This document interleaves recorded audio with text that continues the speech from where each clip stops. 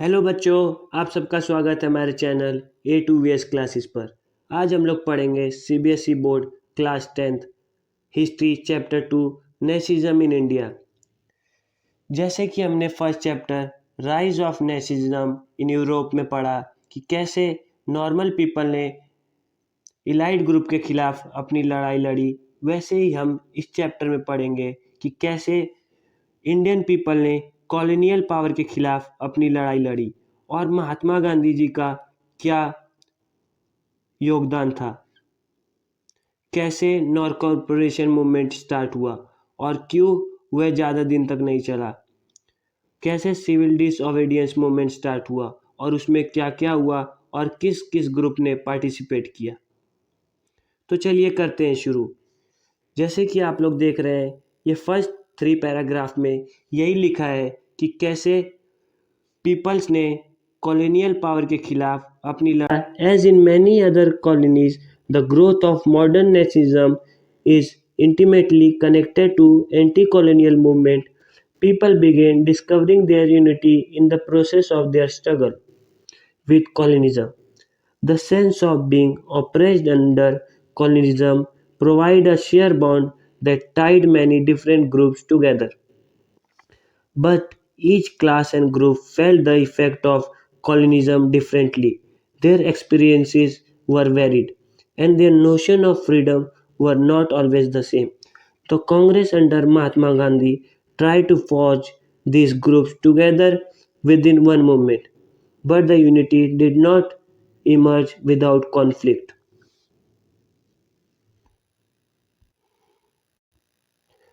अब हम लोग पढ़ेंगे कि फर्स्ट वर्ल्ड वॉर का इफेक्ट क्या हुआ इंडियन पीपल पर।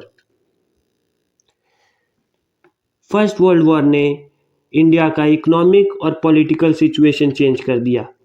फर्स्ट उसने huge increase in defence expenditure कर दिया, जिसके वजह से वॉर लोन्स और इंक्रीज टैक्सेस लेने पड़े।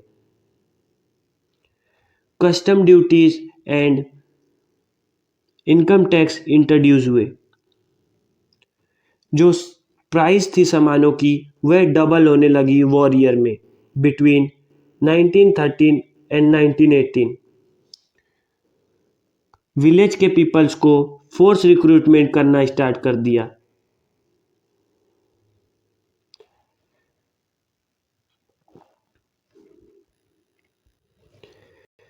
नाइनटीन 18 और 1920 में कई इंडियन प्लेसेस पर क्रॉप फेलियर होने लगे और यही नहीं, इसके साथ इन्फ्लुएंजा वायरस भी आ गया, जिसके वजह से 12 से 13 मिलियन पीपल लोग डाई हो गए।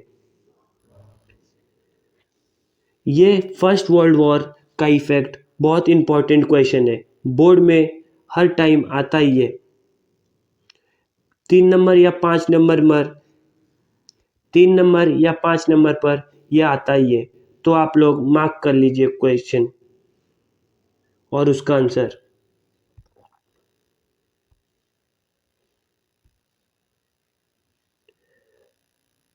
फर्स्ट पॉइंट है इस क्वेश्चन का,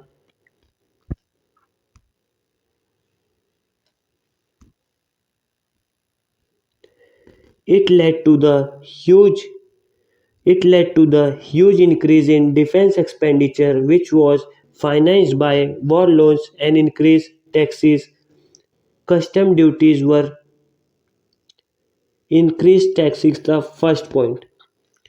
Custom duties were raised and income tax introduced. Second point.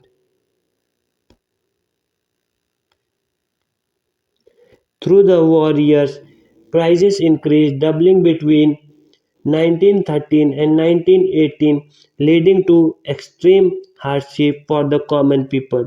ये हमारा थर्ड पॉइंट।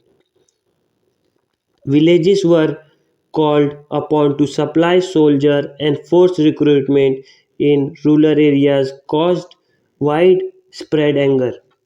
ये हमारा 4 पॉइंट। फिफ्थ पॉइंट है हमारा, then in 1918 and 1919 and 1920 and 1921, crop failed in many parts of the India, resulting in acute shortage of food. ये है हमारा 6th point. This was accompanied by influenza virus। 7th point.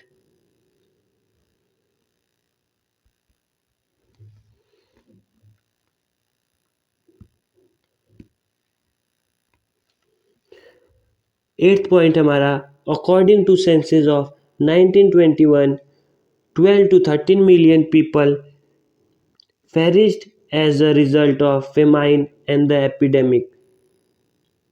तो इसी के साथ हमारा पहला क्वेश्चन पूरा होता है और ये बहुत इंपॉर्टेंट क्वेश्चन है, आप लोग अच्छे से याद कर लीजिएगा।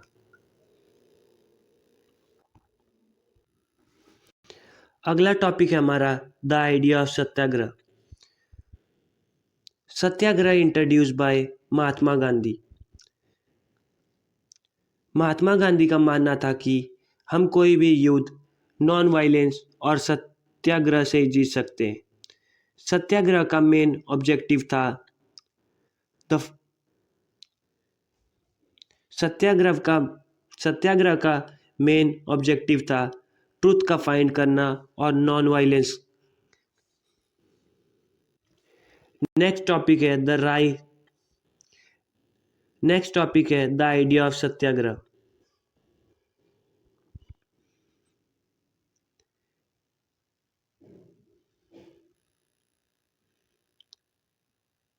सत्याग्रह का मतलब है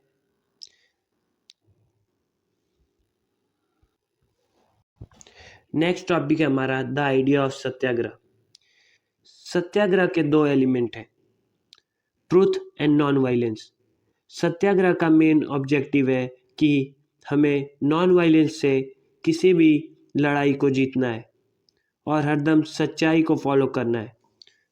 गांधी जी का मानना था कि अगर आप सच के लिए लड़ रहे हैं और इनजस्टिस के खिलाफ लड़ रहे हैं तो आपको वायलेंस करने की कोई ज़रूरत नहीं है, बल्कि जो ऑपरेसर है उसके कॉन्शियसनेस को जगाने की ज़रूरत है ताकि उसको हम ट्रूथ फोर्स ना करें, वह दिल से अपने ट्रूथ को मान सके और अपनी गलती एहसास कर सके।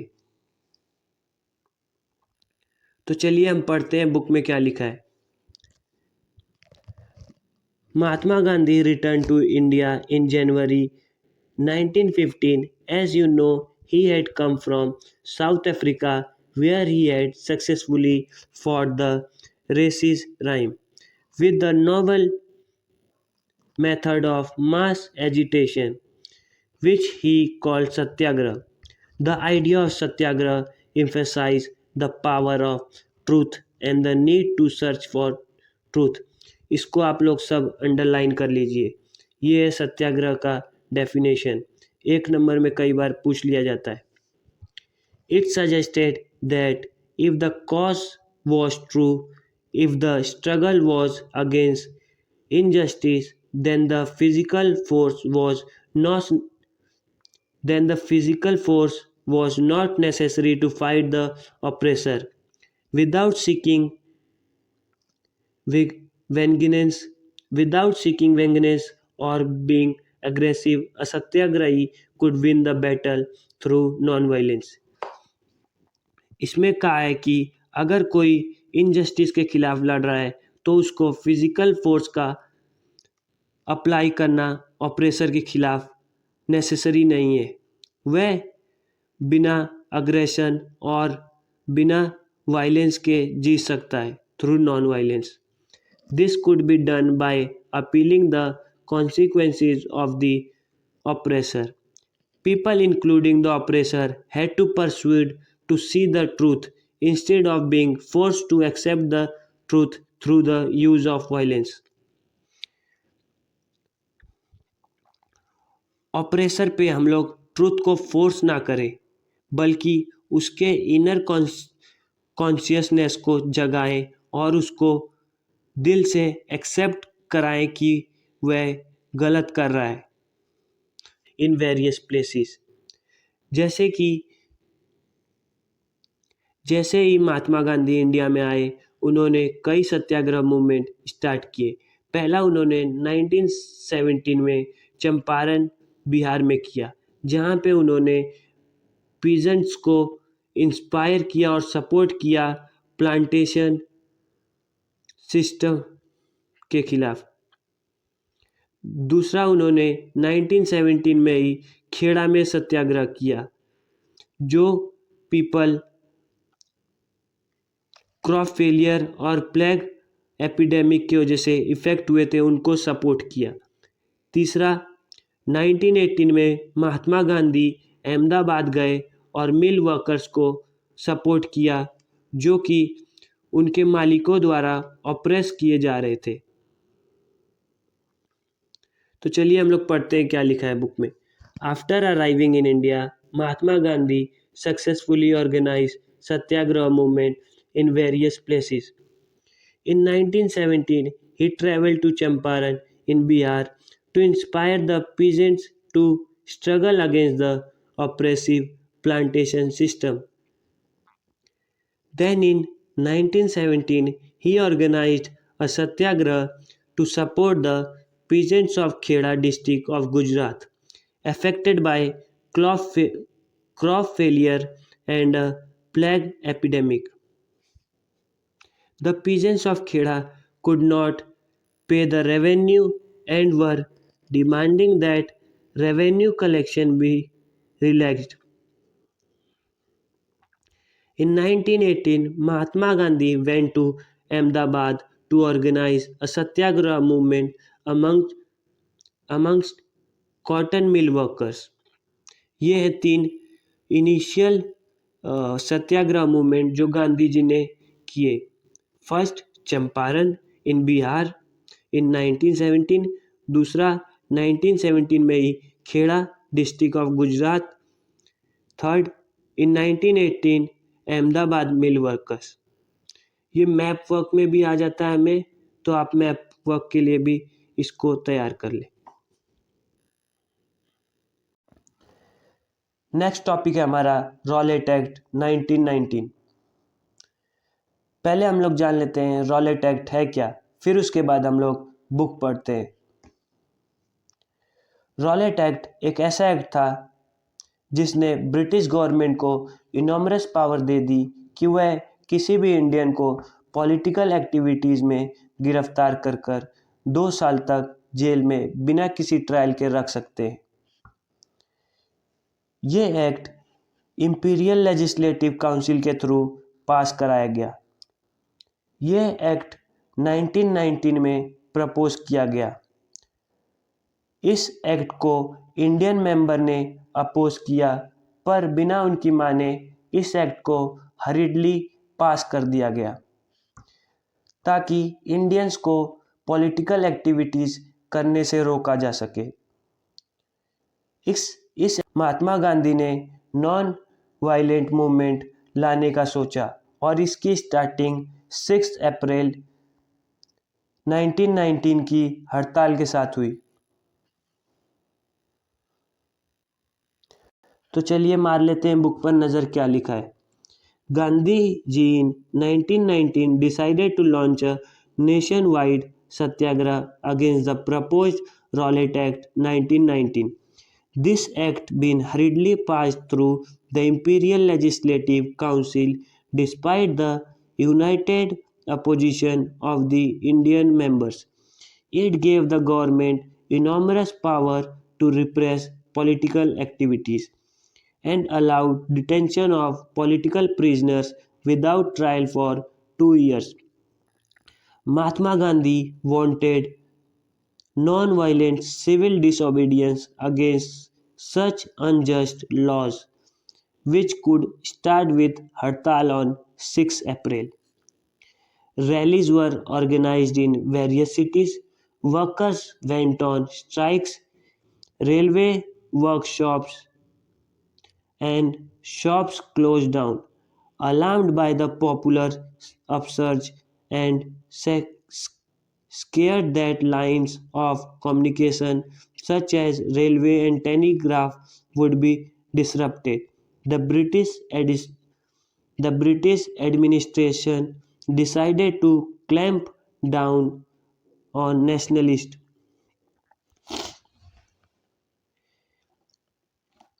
रॉलेट एक्ट के खिलाफ रैलियां की गई, जॉब्स में स्ट्राइक की गई वर्कर्स द्वारा, रेलवे रूटों को ब्लॉक किया गया, शॉप्स को बंद किया गया और इसको देखकर कई जगह टेलीग्राम और रेलवे कनेक्शन को डिसरप्ट कर दिया गया और ब्रिटिश गवर्नमेंट ने डिसाइड किया कि नेशनलिस्टों को दबाना पड़ेगा और उन पे वायलेंट एक्शन लिया। Local leaders were picked up from the Amritsar and Mahatma Gandhi was barred from entering Delhi. Local leaders को अमृतसर से उठा लिया गया और महात्मा गांधी को दिल्ली में एंट्री करने से बैन कर दिया गया। महात्मा गांधी को दिल्ली में एंट्री करने से बैन कर दिया गया। On 10 April, the police in Amritsar fired upon a peaceful procession, provoking widespread attacks on banks, post offices, and railway stations. 10 अप्रैल को पुलिस ने अमृतसर पर पीसफुल प्रोसेशन करने वाले लोगों पर अटैक कर दिया। उनको काफ़ी मारा पीटा गया। Martial law was imposed and general Dyer took command. Martial law impose कर दिया गया और उसका कमांड जनरल डायर को दे दिया गया।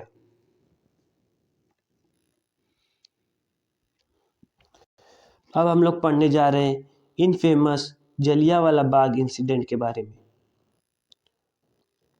On 13 April, the infamous Jallianwala Bagh incident took place. On that day, a large crowd gathered in the enclosed ground of Jallianwala Bagh. 13 अप्रैल को huge amount में भीड़ जमा हुई थी जलियांवाले बाग ग्राउंड में बैसाखी के मेले के ओकेशन पे। Some came to protest against the government's new repressive measure. Others had came to attend the annual Baisakhi function. कुछ लोग आए थे गवर्नमेंट के अगेंस्ट प्रोटेस्ट करने, तो कुछ लोग बैसाखी का मेला अटेंड करने। Being from outside the city, many villagers were unaware of the martial law that had been imposed. बाहर के जो लोग आए थे उनको मार्शल लॉ के बारे में पता नहीं था। Dyer enter the area, block the exit point and open fire on the crowd, killing hundreds. Dyer उस जगह आया और उसने सारे एग्जिट पॉइंट्स को बंद कर दिया और अंधाधुंध क्राउड पर फायरिंग कराना स्टार्ट कर दिया।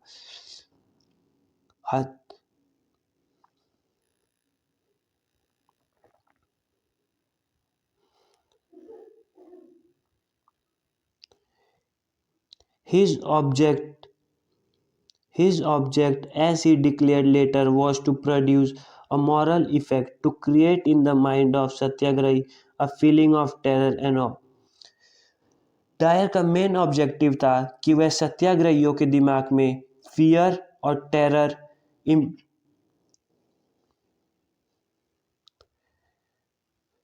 डायर का मेन ऑब्जेक्टिव था कि वह सत्याग्रहियों के दिमाग पर टेरर और फियर का फीलिंग ला सके।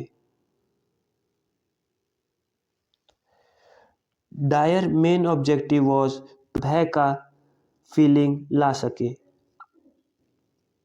जैसे ही जलियांवाले बाग का न्यूज़ फैला तो क्राउड स्ट्रीट पे आना स्टार्ट हो गई।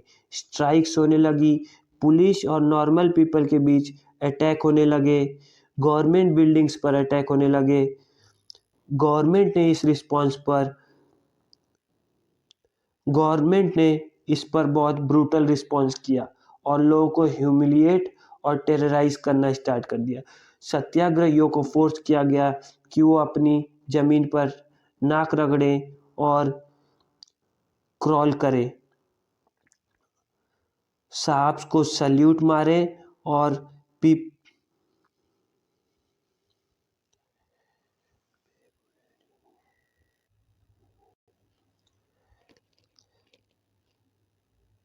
Government responded with a brutal reception.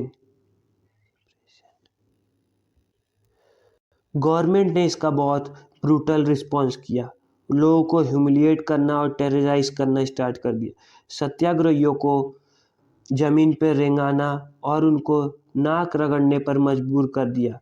लोगों को मारा गया और विलेजेस में बम फोड़े गए। इसको देखते हुए महात्मा गांधी ने इस मूवमेंट को वापस ले लिया। Government brutal respond seeking to humiliate and terrorize people, Satyagrahi were forced to rub their noses on the ground, crawl on the street, and do salams to all Sahabis. People were flogged and villages were bombed. Seeing violence spread, Mahatma Gandhi called off the movement. While the Rowlatt Act Satyagraha had been a widespread movement, it was still limited mostly to the cities and towns. Mahatma Gandhi now felt the need to launch a more broad-based movement in India. Rowlatt act भले ही wide spread movement था, लेकिन वह कुछ cities और town तक ही था। महात्मा गांधी ने इसको देखते हुए सोचा कि उनको पूरा ब्रॉड बेस्ड मूवमेंट लॉन्च करना चाहिए। But he was certain that no such movement could be organise without bringing the Hindus and Muslim closer together. But Gandhi ji का मानना था कि बिना हिंदुओं और मुस्लिमों को साथ लाए ऐसा कोई मूवमेंट नहीं हो सकता। One way of doing this, he felt, was to take up the खिलाफत इशू। और इसका एक रास्ता था कि वह खिलाफत इशू को राइज करे। The first world war had ended with the defeat of Ottoman Turkey. First world war Ottoman Turkey के डिफीट के साथ ख़त्म हुआ। And there were rumours that a harsh peace treaty was going to be imposed on the Ottoman Empire। और ऐसा सुनने में आ रहा था कि Ottoman Empire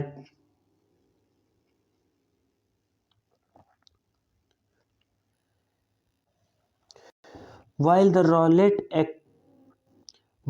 Rowlatt Satyagraha had been a widespread movement, it was still limited mostly to the cities and towns। भले ही Rowlatt act बहुत ही जाना माना मूवमेंट हुआ, लेकिन वह कुछ सिटीज़ और टाउन्स तक ही थम के रह गया। Mahatma Gandhi now felt the need to launch a more broad-based movement in India। Gandhi ji ने सोचा कि एक बड़ा मूवमेंट लॉन्च किया जाए। But he was certain that no such movement could be organized without bringing the Hindus and Muslims closer together। लेकिन गांधी जी जानते थे कि मुस्लिमों और हिंदुओं को बिना पास लाए ऐसा कोई भी मूवमेंट मुमकिन नहीं है।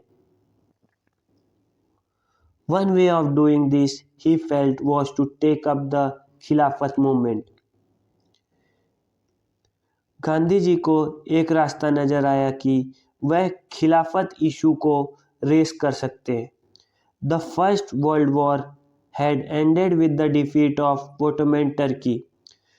फर्स्ट वर्ल्ड वॉर का अंत ओटोमन टर्की के डिफीट के साथ हुआ। And there were rumours that a harsh peace treaty was going to be imposed on the Ottoman empire, the spiritual head of the Islamic world, the khalifa. और ऐसा rumour फैल रहा था कि एक हार्श पीसफुल ट्रीटी इम्पोज होने वाली है ओटोमन एम्पायर्स पर। To defend the khalifa temporal power, a Khilafat committee was formed in Bombay in March 1919। खलीफा को डिफेंड करने के लिए एक खलीफत कमिटी बनाई गई बॉम्बे में मार्च 1919 में। A young generation of Muslim leaders like the brother Muhammad Ali and Shaukat Ali began discussing with the Gandhi about the possibility of a united mass action on the issue. खिलाफत committee head की गई मोहम्मद अली और शौकत अली, जो दोनों भाई थे, और उन्होंने गांधी जी के साथ डिस्कस करना स्टार्ट कर दिया कि अब कैसे एक्शन लिया जाए. Gandhi ji saw this as an opportunity to bring Muslim under the umbrella of unified national movement.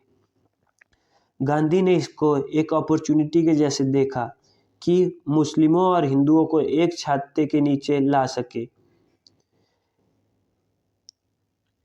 At the Kolkata session of Congress in September 1920, he convinced the other leaders of the need to start a non-corporation movement in support of Khalifat as well as for Swaraj.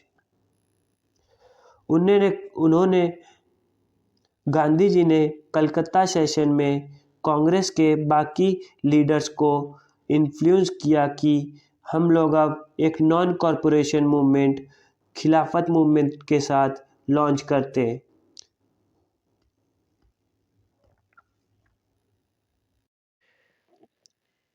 Next topic है हमारा non cooperation movement. हम लोग जानेंगे non cooperation movement कब start हुआ, क्यों start हुआ, कैसे स्टार्ट हुआ, कौन से ग्रुप ने पार्टिसिपेट किया और नॉन कॉरपोरेशन मूवमेंट है क्या. तो चलिए करते हैं शुरू. In his famous book Hind Swaraj 1909, Mahatma Gandhi declared that the British rule was established in India with the Corporation of India and had survived only because of this corporation.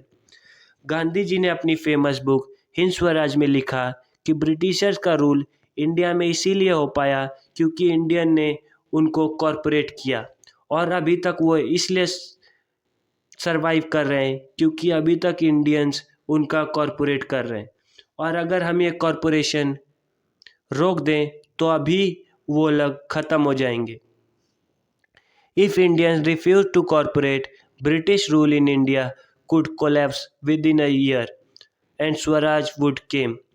अगर Indian refuse कर दें कॉरपोरेट करने से तो British का rule 1 साल के अंदर कोलैप्स हो जाएगा और इंडिया को स्वराज मिल जाएगा. How could non-corporation become a movement? Gandhiji proposed that the movement should unfold in stages. It should begin with the surrender of title that the government awarded and boycott of civil services, army, police, court and legislative council, schools and foreign goods. Gandhi ji ने कहा कि non cooperation movement को stages में unfold किया जाएगा.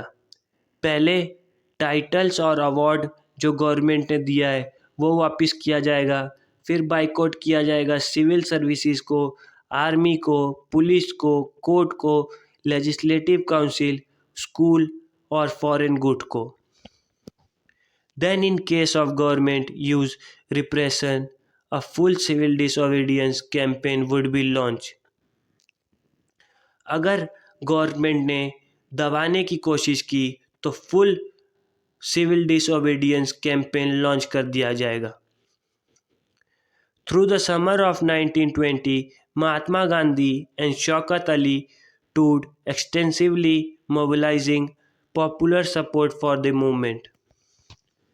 1920 की गर्मियों में महात्मा गांधी और शौकत अली ने विलेजेस में ट्रैवल करना स्टार्ट कर दिया और भीड़ को बताना स्टार्ट कर दिया और भीड़ को जुटाना अपने साथ स्टार्ट कर दिया ताकि एक मूवमेंट बना सके.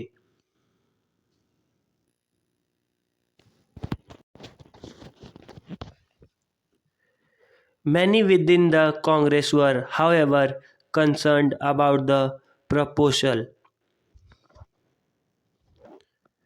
Many within the Congress were, however, concerned about the proposal.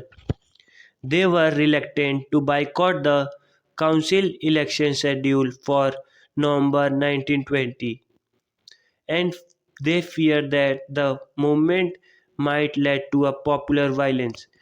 Congress के कुछ लोगों ने इस प्रपोजल का विरोध करना स्टार्ट कर दिया और बाइकॉट करना स्टार्ट, क्योंकि उनका मानना था कि अगर वे 1920 काउंसिल इलेक्शन को बाइकॉट करेंगे तो उसके बाद उनका कोई चांस नहीं होगा पॉलिटिकल।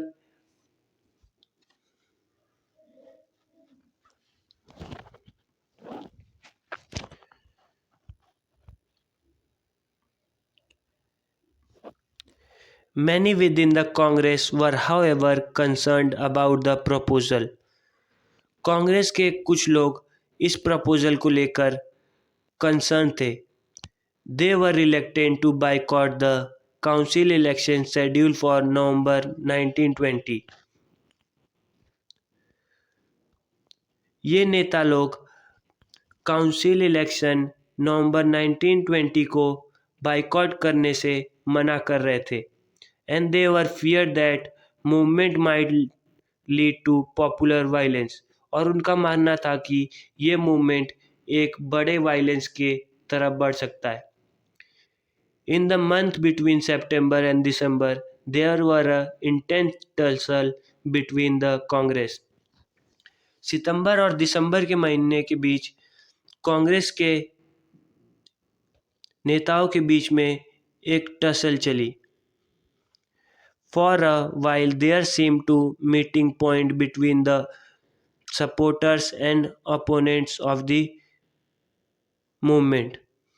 और इस बीच देखा गया कि जो मूवमेंट के सपोर्टर थे और जो मूवमेंट के ओपोनेंट थे उनके बीच में मीटिंग होनी बंद हो गई.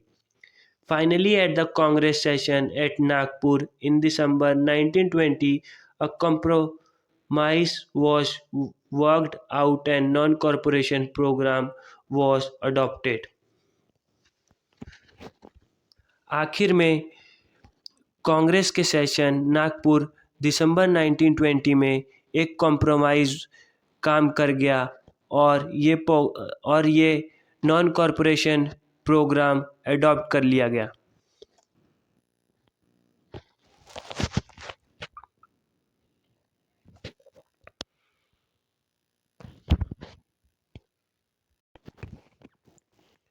नेक्स्ट टॉपिक है हमारा differing stands with in the movement. इस टॉपिक के अंदर हम देखेंगे कि कैसे डिफरेंट ग्रुप्स ने मूवमेंट में पार्टिसिपेट किया और किस किस ग्रुप ने कैसे कैसे पार्टिसिपेट किया. The non-corporation Khilafat movement began in January 1921. Various social groups participated in this movement, each with its own specific aspiration. All of them responded to the call of Swaraj, but the term meant different things to different people. Non-corporation movement जनवरी 1921 में start हुआ और हर group के लिए स्वराज और non cooperation movement का मायना अलग था. पुअर के लिए कुछ और, मिडिल क्लास के लिए कुछ और रिच के लिए कुछ और, टाउन पीपल के लिए कुछ और विलेज पीपल्स के लिए कुछ और. तो हम लोग पहली नज़र डाल लेते हैं टाउन पीपल ने कैसे पार्टिसिपेट किया. The movement started with middle class participation in the cities. Thousands of students left government controlled schools and colleges. Headmasters and teachers resigned and lawyers gave up their legal practices. Town में students ने school जाना बंद कर दिया, college जाना बंद कर दिया, हेडमास्टर्स और टीचर्स ने पढ़ाना बंद कर दिया और लॉयर ने लीगल प्रैक्टिसेस बंद कर दी.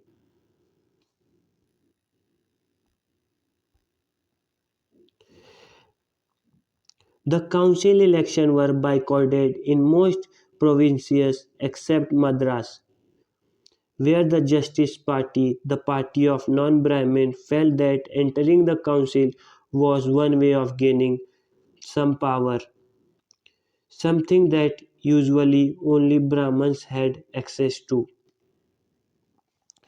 काफ़ी प्रोविंसेस में इलेक्शन बाइकॉट किए गए, लेकिन मद्रास में एक पार्टी थी, जस्टिस पार्टी, जो कि नॉन ब्राह्मण पार्टी थी। उसने उसका मानना था कि ब्राह्मण से वो तभी लड़ सकते हैं जब वह काउंसिल में पावर गेन कर सकें। इसीलिए उनने काउंसिल इलेक्शन का बाइकॉट नहीं किया। The effect of non-cooperation on the economic front were more dramatic. Foreign goods were boycotted, liquid shop picketed, and foreign clothes burnt in the huge bonfires. Non cooperation movement का economic front पर बहुत ही dramatic असर था। Foreign goods को boycott करना start कर दिया, liquid shops को जलाना स्टार्ट कर दिया, फॉरेन क्लोथ्स को बर्न करना स्टार्ट कर दिया बॉनफायर में। The import of foreign cloth halved between 1921 and 1922। जो फॉरेन क्लोथ की इंपोर्ट थी वह हाफ हो गई 1921 और 1922 में। Its value dropping from rupees 102 crore to rupees 57 crore. British clothes की वैल्यू, ब्रिटिश इंपोर्ट की वैल्यू कम हो गई, 102 करोड़ से 57 करोड़ हो गई। In many places, merchants and traders refused to trade in foreign goods or finance foreign trade. Merchants और ट्रेडर ने रिफ्यूज़ कर दिया फॉरेन गुड्स में काम करना और फॉरेन ट्रेड करना। As the boycott movement spread and people began discarding imported clothes and wearing only Indian ones, production of Indian textile mills and handlooms went up. लोगों ने बस इंडियन कपड़े और इंडियन टेक्सटाइल द्वारा कपड़े पहनने स्टार्ट कर दिए। But this movement in cities gradually slows down for the variety of reason. लेकिन ये धीरे धीरे मूवमेंट शहरों में स्लो हो गया। इसके कुछ इम्पोर्टेंट रीज़न थे। पहला कि खादी बहुत एक्सपेंसिव थी, दूसरा कि अल्टरनेटिव इंडियन इंस्टीट्यूशन नहीं थे, तीसरा कि इंडिया के पास मशीन मेड क्लोथ्स नहीं थे। तो चलिए बुक पे नज़र डालते हैं। Khadi cloth was often more expensive than mass-produced mill cloth and poor people could not afford to buy it. How then could they boycott mill cloth for too long? Similarly, the boycott of British institution posed a problem. For the movement to be successful, alternative Indian institute had to be set up so that they could be used in place of British one. This was slow down come up. So student and teacher began tickling back to government schools and lawyers joined back work in government courts. Alternative Indian schools नहीं थे, इसलिए students और teacher वापस school जाना start कर दिए।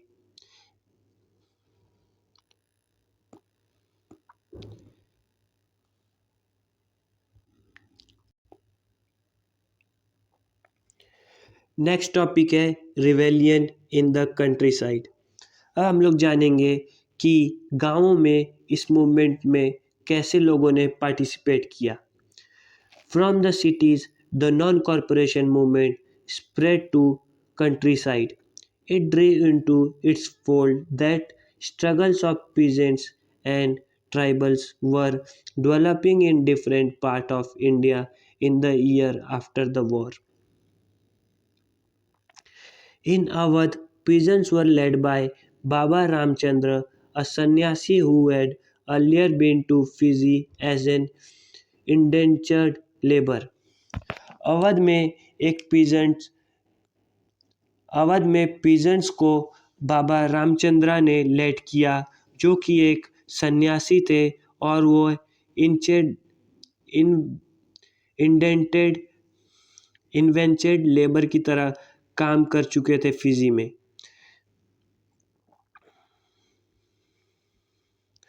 The movement here was against talukdars and landlords.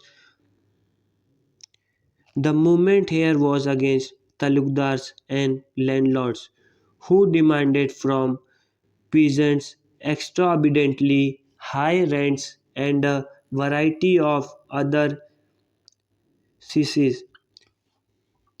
Peasants had to beggar and work at landlords' farms without any payment. गाँव में ये मूवमेंट का मतलब था कि तालुकदार्स और लैंडलॉर्ड का बाइकॉट करना और उनके यहाँ काम नहीं करना. As tenants, they had to security of tenure, being regularly evicted so they could acquire no rights over the leased land. The peasant movement demanded reduction of revenue, abolition of beggar, and social boycott of oppressive land. Peasants movement का demand था कि revenue में reduction हो, बेगर का ऑबलिशन हो, ख़त्म किया जाए बेगर को, and social boycott of oppressive land law, और जो लैंड लॉ ऑप्रेस करते हैं अपने पीजेंट्स को उनका बाइकॉट किया जाए. In many places, Nai and Dhobi bunds were organized by panchayat to deprive landlord of the service of even barber and washermen. गांव में नाई और धोबीज को ऑर्गेनाइज किया गया पंचायत के द्वारा ताकि वह बाइकॉट कर सके लैंडलॉर्ड्स को, बार्बर्स ताकि बार्बर्स अपनी सर्विस एंड वॉचमैन अपनी सर्विस बाइकॉट कर सकें लैंडलॉर्ड्स को.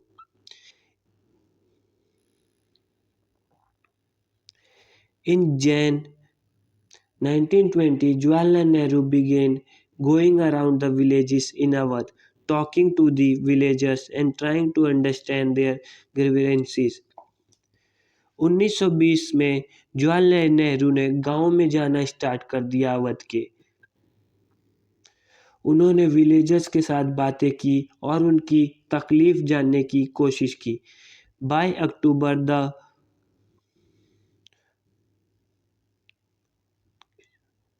Awadh Kisan Sabha was set up, headed by Jawaharlal Nehru and Baba Ramchandra and a few others.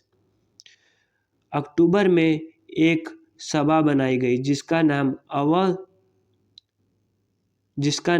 Awadh किसान सभा थी, जिसके हेड थे जवाहरलाल नेहरू और बाबा रामचंद्रा और कुछ अन्य. Within a month, over 300 branches had been set up in the village around the region.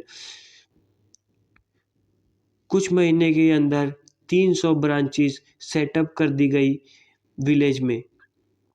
So when the non-corporation movement began the following year, effect of Congress was to integrate the Awadh peasant struggle into the wider struggle.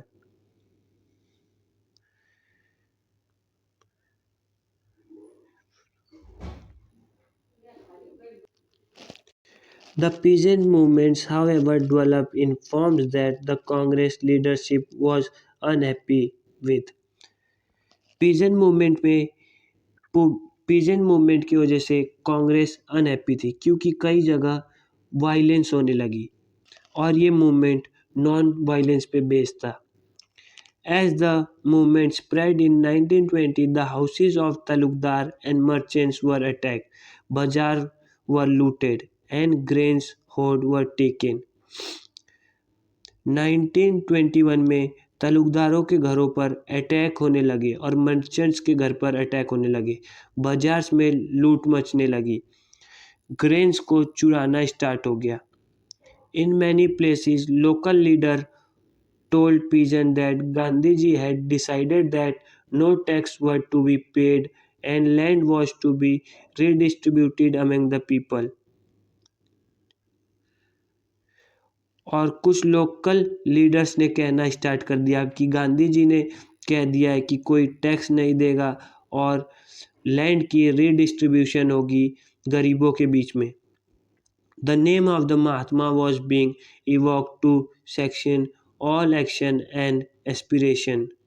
और गांधी जी और महात्मा गांधी के नाम पे ये violence होने लगी।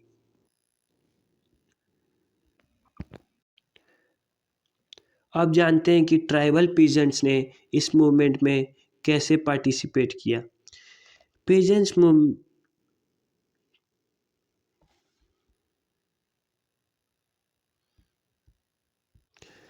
अब जानते हैं कि ट्राइबल पीजेंट्स ने इस मूवमेंट में कैसे पार्टिसिपेट किया। Tribal peasants interpreted the message of Mahatma Gandhi and the idea of Swaraj in yet another way. In the Godam Hills of Andhra Pradesh, for instance, a militant guerrilla movement spread in the early 1920s, not a form of struggle that a Congress could approve. Tribal peasants के लिए गांधी जी का स्वराज का idea कुछ अलग ही था। गोदम hills of Andhra Pradesh में militant gorilla movement फैलने लगी और ये कांग्रेस का स्ट्रगल करने का तरीका नहीं था और ये कांग्रेस के द्वारा अप्रूव नहीं था। Here, as in another forest region, the colonial government had closed large forest area, preventing people from entering the forest to graze their cattle or to collect fuel, wood and fruit. British government ने tribal people को जंगल में जाना मना कर दिया और अपने kettles को वहाँ ग्रेस वो नहीं कर सकते थे। वहाँ की फ्यूल वुड कलेक्ट नहीं कर सकते थे और फूड कलेक्ट नहीं कर सकते थे। This enrage the hill people और इसने हिल्स के पीपल के बीच गुस्सा लाया। Not only were their livelihood affected, but they felt that their traditional rights were being denied. और ना ही वह उनकी लाइवलीहुड को अफेक्ट किया बट उनका मानना था कि उनका ट्रेडिशनल हक है फॉरेस्ट पे और वो डिनाई किया जा रहा है ब्रिटिश गवर्नमेंट के द्वारा।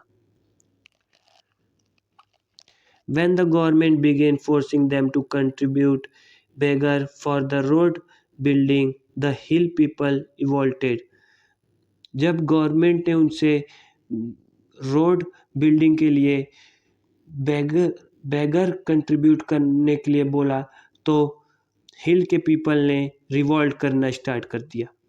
The person who came to lead them was an interesting figure और जो इनको लीड करने के लिए आए वह एक इंटरेस्टिंग फिगर थे, अलूरी सीताराम राजू।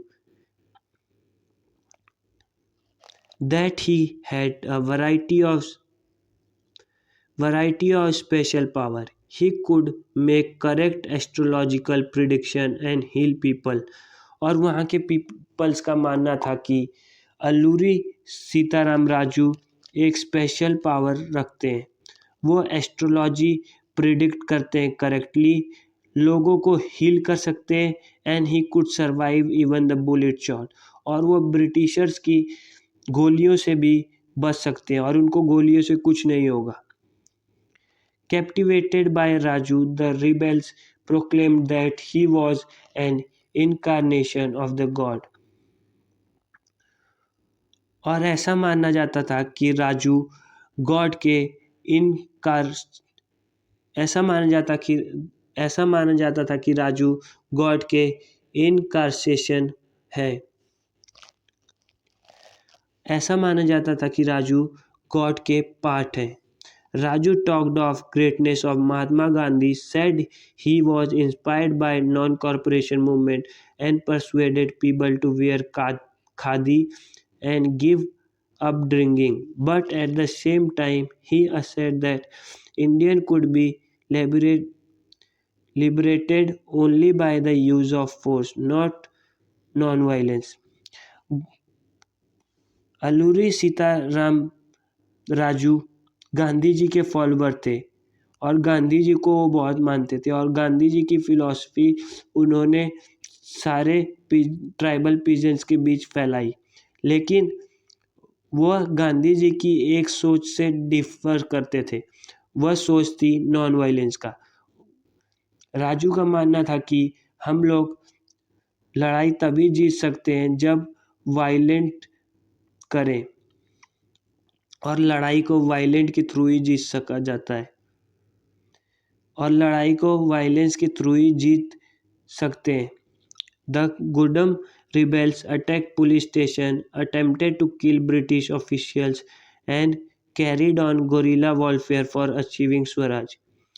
गोदम्स ने रिबेल्स करना स्टार्ट कर दिया, पुलिस पर अटैक करना और ब्रिटिशर्स ऑफिशियल्स को किल करना, और उन्होंने फॉलो किया गोरिल्ला वेलफेयर।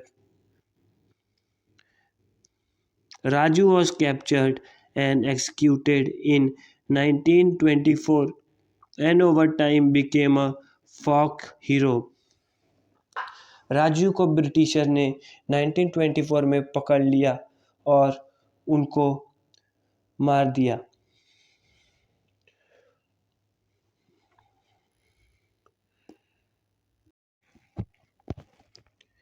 नेक्स्ट टॉपिक है स्वराज इन प्लांटेशंस।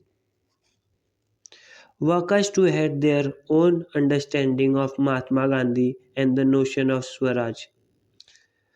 वर्कर्स जो थे उन्होंने अलग तरीके से स्वराज और नॉन कॉरपोरेशन मूवमेंट का अंडरस्टैंड किया।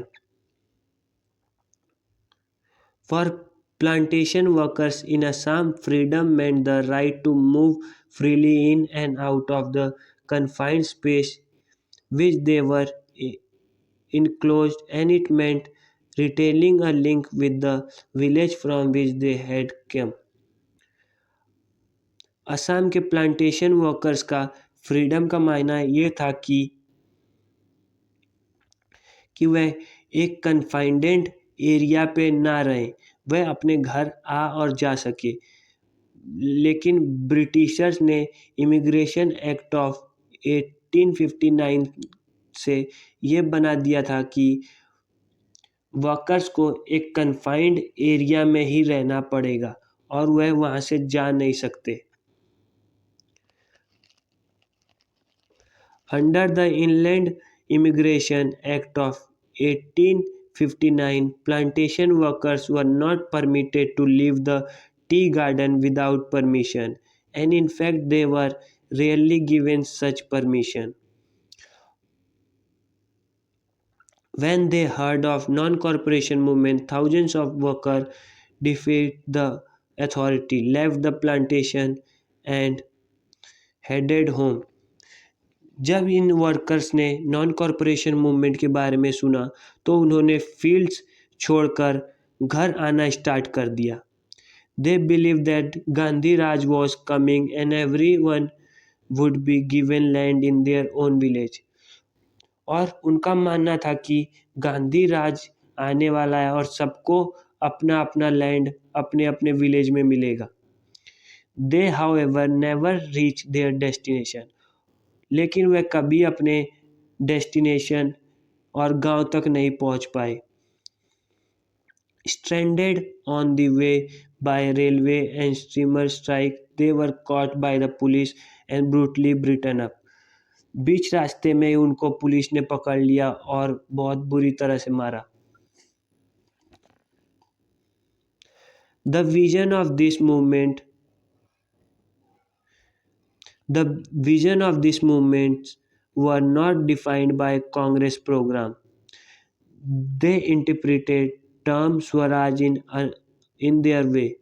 और ये जो वर्जन था स्वराज का, ये कांग्रेस द्वारा परमिटेड नहीं था, या the vision of this movement was not defined by Congress programme. और ये जो विजन था ये कांग्रेस द्वारा डिफाइंड नहीं था।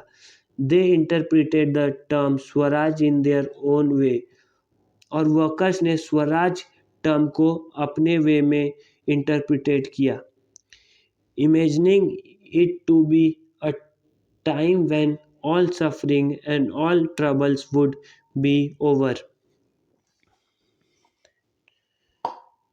उन्होंने इमेजिन किया कि एक ऐसा टाइम आएगा जब सारी सफरिंग और ट्रबल खत्म हो जाएगी। Yet when the tribal chanted Gandhiji name and raised slogan demanding Swatantra Bharat, they were also emotionally related to all Indian agitation. When they acted in the name of Mahatma Gandhi or linked their movement to that of Congress, they were identifying with the movement which went beyond the limit of their immediate locality.